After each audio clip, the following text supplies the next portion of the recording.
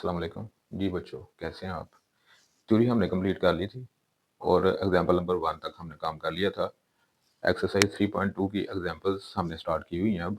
तो example number 1 पे हमने काम कर लिया था। एग्जाम्पल नंबर 2 जो है वो आज हमने स्टार्ट करनी है। तो ध्यान से समझिएगा, मोस्ट इंपॉर्टेंट एग्जाम्पल्स हैं पेपर के पॉइंट ऑफ व्यू से, तो इनको स्किप मत कीजिएगा। तो ध्यान से एक एक आपने स्टेप समझना है कि ये क्या चीज़ है। Consider the adjacent Venn diagram representing the students enrolled in different courses in an IT institution. IT institution है, उसमें different courses करवाए जा रहे हैं। तो कहता है कि students ने मुख्तलिफ कोर्सेज में वो एनरोल हुए हैं, यानी कि उन्होंने एडमिशन लिया है। अब यू जो है वो रिप्रेजेंट करता है students enrolled in IT institution, enrolled in IT institution, IT institution. तो ये यूनिवर्सल सेट है, यानी कि सारे का सारा टोटल जो स्टूडेंट्स हैं वो किस में होते हैं, यूनिवर्सल सेट में। तो ये यू सेट है IT इंस्टीट्यूशन का। उसके बाद कहता है students enrolled in an applied robotics. अब ए जो है ये इस कोर्स अप्लाइड रोबोटिक्स जो है उसमें एनरोल हुए हैं ए सेट, यानी कि ये वाला जो कंप्लीट है ए सेट 370, 205, 125, 240। ठीक है, तो ये सब को इकट्ठा करेंगे तो ये वो स्टूडेंट बनेंगे जो इस कोर्स में जिन्होंने एडमिशन लिया। जिस तरह आपने वेन डायग्राम में हमने काफ़ी डिटेल से काम किया थ्योरी में, तो ये कंप्लीट सर्कल किसको रिप्रेजेंट करता है, एक सेट को। तो जहाँ दोनों ये आपस में मिल जाते हैं तो ये कॉमन हिस्सा आ जाता है, यानी कि ये वो स्टूडेंट्स हैं जिनका तल्लक इसके साथ, इस सेट के साथ भी होता है, इस सेट के साथ भी होता है। तो फिलहाल हम ए की बात कर रहे हैं, तो ये कंप्लीट सेट की बात कर रहे हैं। जी है स्टूडेंट्स एनरोल्ड इन ए गेम डेवलपमेंट। तो ये जी जो है ये गेम डेवलपमेंट कोई कोर्स है, उसमें ये एडमिशन हुआ है। ठीक है, तो ये स्टूडेंट्स हैं 425, 270, 125, 205। तो ये वो स्टूडेंट्स हैं जिन्होंने इस कोर्स में हिस्सा लिया है। उसके बाद है जी students enrolled in web designing. तो डब्ल्यू जो है ये वेब डिज़ाइनिंग के लिए है। तो ये वो स्टूडेंट्स हैं जिन्होंने वेब डिज़ाइनिंग में एडमिशन लिया है। ठीक है, ये वाले 1, 2, 3 और 4, ये कंप्लीट सेट डब्ल्यू वाला। अब क्वेश्चन वो ये कह रहा है, how many students enrolled in applied robotics course. यानी कि कहता है कि ये जो ए है students enrolled in applied robotics, कितने स्टूडेंट्स ने इसमें हिस्सा लिया या इसमें एडमिशन लिया, किसमें, अप्लाइड रोबोटिक्स। ठीक है, तो इस कोर्स में कितने स्टूडेंट्स ने एडमिशन लिया ये आपने बताना है। तो ये देखें इसमें कितनों ने एडमिशन लिया, 1, 2, 3 और 4। तो ये जो 4 नंबर हैं ये किससे बिलोंग करते हैं, ए सेट से, अप्लाइड रोबोटिक्स से। ये जो 4 नंबर हैं तो मैं इधर आपको मेंशन करके दिखा देता हूँ कि ये जो है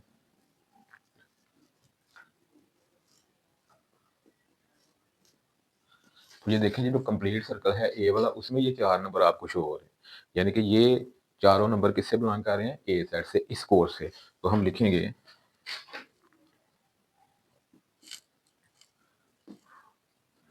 students enrolled in applied robotics.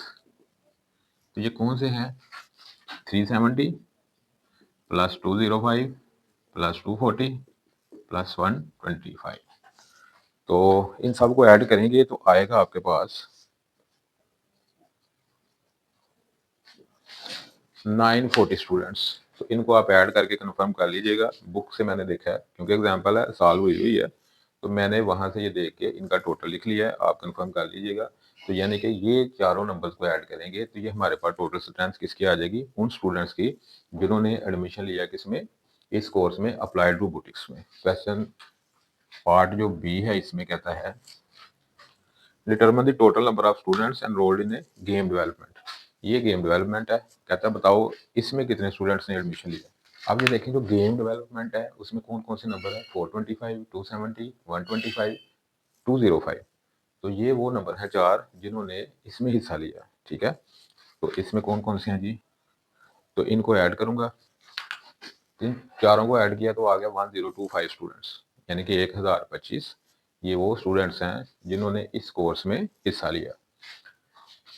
अब सी पार्ट देखें, ये देखें ना, गेम डेवलपमेंट, गेम डेवलपमेंट ये जो टोटल सेट है इसमें ये आपको 4 नंबर पूरे सर्कल में शो हो रहे हैं। ठीक है ना, तो ये आपने ऐड कर देने हैं। सी वाला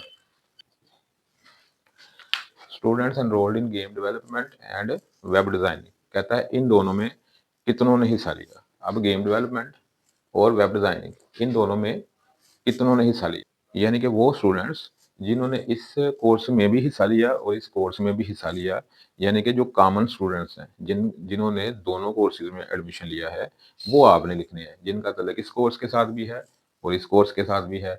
डब्ल्यू इंटरसेक्शन जी लिख लें, ठीक है। या हाल ही आप तादाद बतानी है तो इक्वल का साइन दे के आप इंटरसेक्शन को रहने दें, आप सिंपल इक्वल का साइन दे के, तो इनमें कॉमन कौन सा है, डब्ल्यू और जी में, इन दो कोर्सेज में कॉमन ये दो आपको नजर आ रहे हैं, ठीक है।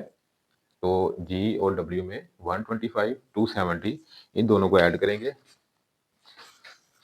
तो ये वो स्टूडेंट्स हैं जिनका तल्लुक इस कोर्स के साथ भी है और इस कोर्स के साथ भी है, यानी कि दोनों में कॉमन है, ठीक है ना। तो यानी कि इस कोर्स में भी इन्होंने हिस्सा लिया और इस कोर्स में भी हिस्सा लिया, तो यानी कि enrolled in game development and web designing, यानी कि वो स्टूडेंट्स जो गेम डेवलपमेंट में भी जिन्होंने हिस्सा लिया है और वेब डिज़ाइनिंग में भी, यानी कि जो दोनों के कॉमन है वो आपने क्या करने हैं, लिख देने हैं। तो ये दो कॉमन नंबर आपको इन दो सेट में नज़र आ रहे हैं, तो ये आपने लिख दिए, दोनों को क्या कर दिया, ऐड कर दिया।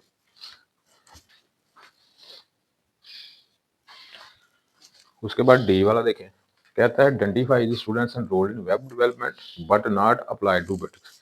वेब डेवलपमेंट कहता है इसका हिस्सा हो वो स्टूडेंट्स जिन्होंने इस कोर्स में एडमिशन लिया, बट नॉट अप्लाइड रोबोटिक्स कहता है वो स्टूडेंट्स लिखें जो इस कोर्स का हिस्सा हैं, लेकिन अप्लाइड वाले आपने माइनस कर देने। जिस तरह आपने वैन डायग्राम की मदद से a minus B B minus A आपने सीखा हुआ है, तो यहाँ आपने w माइनस ए करना है, यानी कि w सेट में से a माइनस कर देना है, क्योंकि उसने बोला है वेब डिजाइनिंग वाले स्टूडेंट्स को आपने बताना है कौन से हैं, लेकिन जो अप्लाइड रोबोटिक्स से हैं वो ना हो उसमें शामिल। अगर तो वेब डिजाइनिंग के ये आ रहे हैं ना 4 नंबर इस सेट में, ये वाले, कहता है ये 4 हैं वेब डिजाइनिंग के, ठीक है।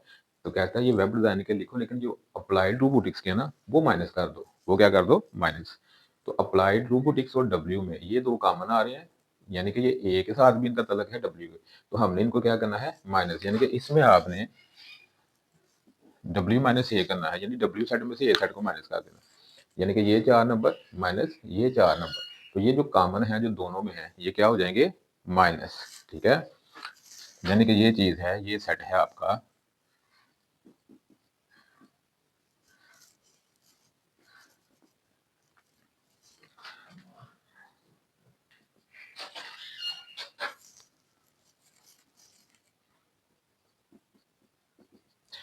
यानी इसमें आपने ये चीज़ लिखनी है W माइनस ए, यानी सेट में से सेट को माइनस कर देना, यानी कि ये वाले जो नंबर हैं ए सेट के ये आपने माइनस कर देने। अब यहाँ देखें 240 यहाँ भी है यहाँ भी है, तो इसको तो हमने माइनस कर देना ना, तो ये कैंसिल हो गया। उसके बाद 125 यहाँ भी है यहाँ भी है, ये कैंसिल, क्योंकि वो नंबर आपने नहीं लिखने, ये तो है ही नहीं ना इसमें, यानी कि ये चारों नंबर आपने माइनस कर देने हैं, ये नंबर नहीं लिखने, बाकी जो बचेंगे लिख देंगे। तो ये दो नंबर बचे हैं, ठीक है, 270 और 336, तो इन दोनों को ऐड कर लेंगे, तो 606 जो है ना, 606 ये वो स्टूडेंट्स हैं जो जिनका तल्लुक वेब डिजाइनिंग कोर्स के साथ है, लेकिन अप्लाइड रोबोटिक्स के साथ नहीं है, तो ये आपने लिख दिए। ये था आपका पार्ट नंबर 4। अब पार्ट नंबर 5 है आपका, how many students are enrolled in IT institution. कहता है जो टोटल स्टूडेंट हैं आईटी इंस्टीट्यूशन में वो कितने हैं वो बताओ। तो जब टोटल की बात कर रहा है तो तीनों सेटों के सारे जितने भी एलिमेंट्स हैं वो उसमें आ जाते हैं, यानी कि यूनिवर्सल सेट की बात कर रहा है। ये यूनिवर्सल सेट क्या था, आईटी इंस्टीट्यूशन, उसमें ये 3 कोर्स थे, ठीक है। मुख्तलिफ कोर्सेज में मुख्तलिफ स्टूडेंट्स ने एडमिशन लिया था, मुख्तलिफ स्ट्रेंथ थी। अब कहता है जो टोटल आईटी इंस्टीट्यूशन है, जो टोटल उसमें स्टूडेंट्स आए हैं वो कितने हैं वो बताओ। तो ये सारे स्टूडेंट्स जितने भी हैं मुख्तलिफ कोर्सेज में ये सारे ऐड करेंगे, तो टोटल जो सिस्टम में स्टूडेंट्स हैं वो हमारे पास 10th आ जाएगी। तो इन सभी नंबरों को आप क्या करेंगे, ऐड करेंगे। ये था ई पार्ट आपका। तो यहाँ देखें जी टोटल जो स्टूडेंट्स हैं आईटी इंस्टीट्यूशन में, इन सभी को ऐड किया, सभी नंबरों को, तो मेरे पास आ गया 1971 स्टूडेंट्स मेरे पास टोटल हुए जो इंस्टीट्यूशन में जिन्होंने एडमिशन लिया। अब लास्ट है, how many students enrolled in all 3 courses. अब कहता है उन स्टूडेंट्स की तादाद बताएं जिनका ताल्लुक तीनों कोर्सेज के साथ है, यानी कि जो तीनों में कॉमन है। ए और जी ये जो दो कोर्स है, अप्लाइड वाला और गेमिंग वाला, इन दोनों में 205 और 125 क्या है, कॉमन है, यानी कि इन दोनों को ऐड करेंगे तो वो स्टूडेंट्स हैं जिनका ताल्लुक इन दोनों के साथ है। 270 प्लस 125, तो ये वो स्टूडेंट्स हैं जिनका तल्लुक इन दोनों के साथ है, इन दोनों में कॉमन है। 240, 125 इन दोनों में जो कॉमन स्टूडेंट्स हैं इन कोर्सेज में। अब 125 ये देखें, इसका तल्लुक इस सेट के साथ भी है, इस सेट के साथ भी है, इस सेट के साथ भी है, ये तीनों में कॉमन है। तो वो यही पूछ रहा है कि वो स्टूडेंट्स बताओ, उन स्टूडेंट्स की तादाद बताओ जो तीनों में कॉमन है या जिन्होंने तीनों में हिस्सा लिया है। ठीक है, तो वो कौन से हैं? 125। 125 इस सर्कल का भी हिस्सा है, इस सर्कल का भी हिस्सा है, इस सर्कल का भी हिस्सा है, यानी कि ये वो स्टूडेंट्स हैं जिनका तल्लुक तीनों कोर्सेज के साथ है, जो तीनों में कॉमन है। तो इसका आंसर आएगा, यहां मैं लिख देता हूं, एफ वाला, students enrolled in all 3 courses.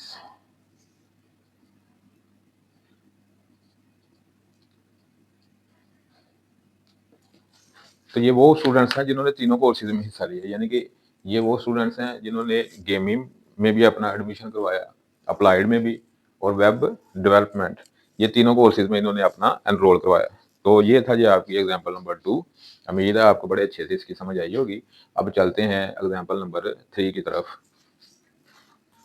तो जी बच्चों, ये एग्जाम्पल नंबर 3 है, बड़ी इंटरेस्टिंग एग्जाम्पल है। पेपर के पॉइंट ऑफ व्यू से मेरे आइडिया के मुताबिक ये पेपर में देगा आपको, सिंपल भी है और इंटरेस्टिंग भी है। कहता है there are 98 secondary school students in a sport. कहता है 98 स्टूडेंट्स हैं टोटल, ठीक है, in a secondary school. Secondary school है, उसमें 98 स्टूडेंट्स हैं इन ए स्पोर्ट क्लब, यानी कि जो स्पोर्ट क्लब है, सेकेंडरी स्कूल है उसका कोई स्पोर्ट क्लब है, ठीक है, यानी कि जो उसका गेमों वाला सेक्शन है उसमें 98 स्टूडेंट्स हैं टोटल।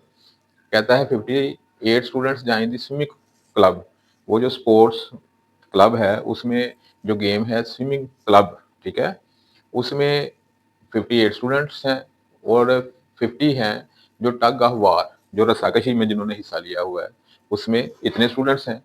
कहता है वो many students participated in both games, यानी कि वो स्टूडेंट्स बताओ जिन्होंने दोनों गेमों में हिस्सा लिया हुआ है, ठीक है। तो जो कॉमन पार्ट है ना, यानी कि ए हमने फर्ज कर लिया, वो स्टूडेंट्स हैं जो जिनका तल्लुक स्विमिंग क्लब के साथ है, यानी कि ये कौन से हैं? स्विमिंग क्लब में से। तो ये कितने हैं जी स्विमिंग क्लब वाले? 58। 58। और 50 स्टूडेंट्स कौन से हैं? टग ऑफ वार, ठीक है। कहता है इसमें 58 स्टूडेंट्स हैं, इसमें 50 स्टूडेंट्स हैं, बताओ वो स्टूडेंट्स जिनका तल्लुक दोनों के साथ है, यानी कि जो दोनों में कॉमन स्टूडेंट्स हैं वो आपने तादाद बतानी है। अब फार्मूला कैसे बना? बिल्कुल सिंपल सी चीज है। यू कौन सा है? यानी कि टोटल जो स्टूडेंट्स हैं हमारे, ठीक है। उसके बाद ए ये वाले, बी ये वाले, ठीक है ना। ये टग ऑफ वार है, ये कौन से हैं? स्विमिंग वाले, ठीक है ना। स्विमिंग क्लब वाले ये हैं, ये टग ऑफ वार वाले हैं। हमने फाइंड करने हैं n A intersection B, A intersection B, यानी कि जो दोनों में कॉमन है। ब्रैकेट्स लगी हुई हैं यहाँ बुक के ऊपर एग्जाम्पल में, आपने ब्रैकेट्स नहीं लगानी क्योंकि ये आपने पढ़ा 3.1 में। एक आपकी सेट बिल्डर फॉर्म, एक डिस्क्रिप्टिव फॉर्म थी, और एक आपकी कौन सी थी? Tabular form. तो 3 आपने फॉर्म्स पढ़ी हैं। तो ये कौन सी थी? डिस्क्रिप्टिव फॉर्म, जिसमें सेट को डिस्क्राइब कर दिया जाता है एक स्टेटमेंट की शक्ल में। तो यहाँ ब्रैकेट नहीं आती, ब्रैकेट तब आती है जब सेट बिल्डर फॉर्म हो, जब लिस्टिंग की जाए। दो सूरतें होती हैं। कौन सी सूरत में ब्रैकेट आती है? जब लिस्टिंग की जाए सेट के एलिमेंट्स की, या सेट बिल्डर फॉर्म में लिखा जाए। तो जब स्टेटमेंट की शक्ल में लिखा जाए फिर ब्रैकेट नहीं आती, तो वो गलत है। तो ब्रैकेट आप खत्म कर दें तो ब्रैकेट नहीं आएंगे, क्योंकि ये डिस्क्रिप्टिव फॉर्म में सेट लिखे हुए हैं। लास्ट है जी इंटरसेक्शन, यानी कि दोनों में जो कॉमन एलिमेंट्स हैं वो फाइंड करने हैं। फार्मूला कैसे बना मैं आपको बता देता हूँ, पहले मैं लिख देता हूँ, आपको सॉल्व करता हूँ, मैं फिर आपको समझा देता हूँ। ये मैंने फार्मूला लिखा है, वैल्यूज पुट करने लगा हूँ। टोटल स्टूडेंट्स हमारे पास 98। उसके बाद एन ए, यानी कि ये वाले कितने हैं? 58। N B 50। ये आपने चीज फाइंड करनी है जो दोनों में कॉमन है। तो ये आ गया जी 108। ये इधर इधर आके क्या हो जाएगा? पॉजिटिव। ये चीज हमने फाइंड करनी है, इसको मैं इधर ले आया हूँ, ये पॉजिटिव हो गई है। ये चीज मुझे नहीं चाहिए, ये उधर लेके चला जाऊंगा, ये आ जाएगा इधर पॉजिटिव है, इधर आके माइनस हो जाएगी। तो ये आ जाएगा जी 10।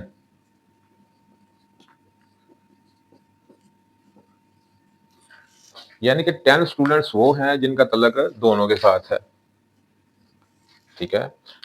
अब अगर मैं इनको ऐड करूंगा 108 प्लस 10 118 बन जाएगा। क्या बन जाएगा? 118, यानी कि 20 जो है ये ज्यादा है टोटल से।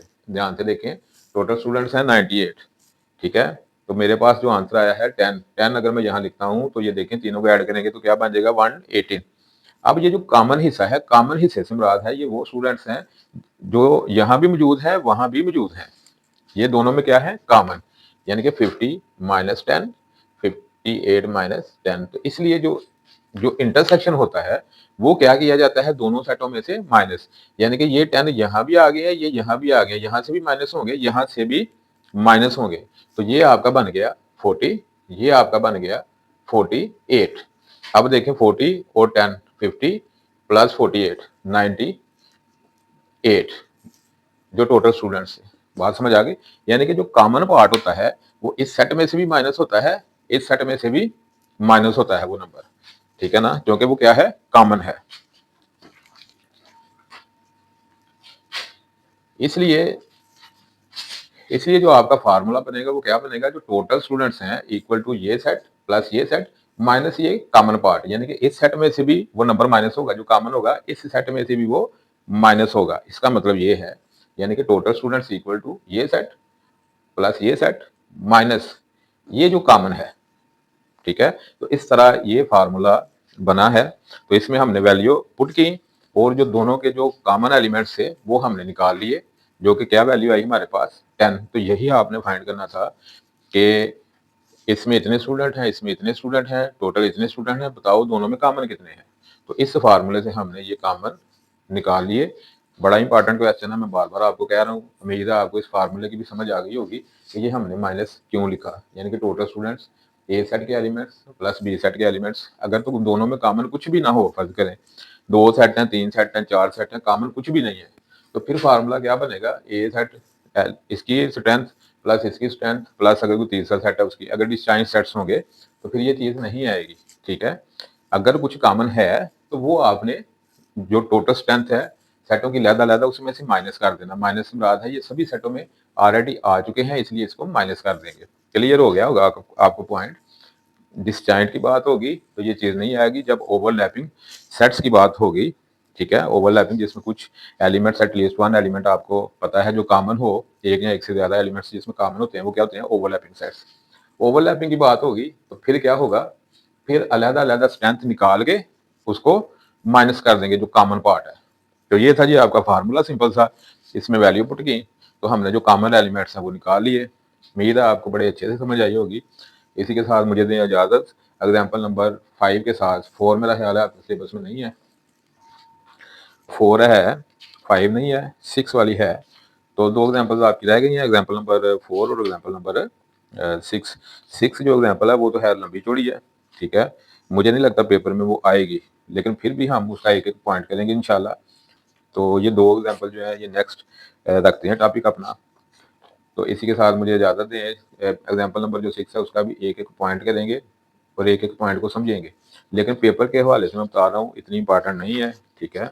लेकिन जिन्होंने पासिंग मार्क्स लेने हैं ना वो तो उनके लिए ठीक है, लेकिन जो पूरे मार्क्स लेना चाहते हैं 75 ओवर 75, वो एक एक चीज़ को ध्यान से समझें, ठीक है ना। क्योंकि जो पूरे मार्क्स लेने वाला बंदा वो रिस्क नहीं लेता कि मैं ये छोड़ दूँ या इसको मैं नॉर्मल लूँ, ठीक है, वो एक एक चीज़ अपनी क्लियर करता है।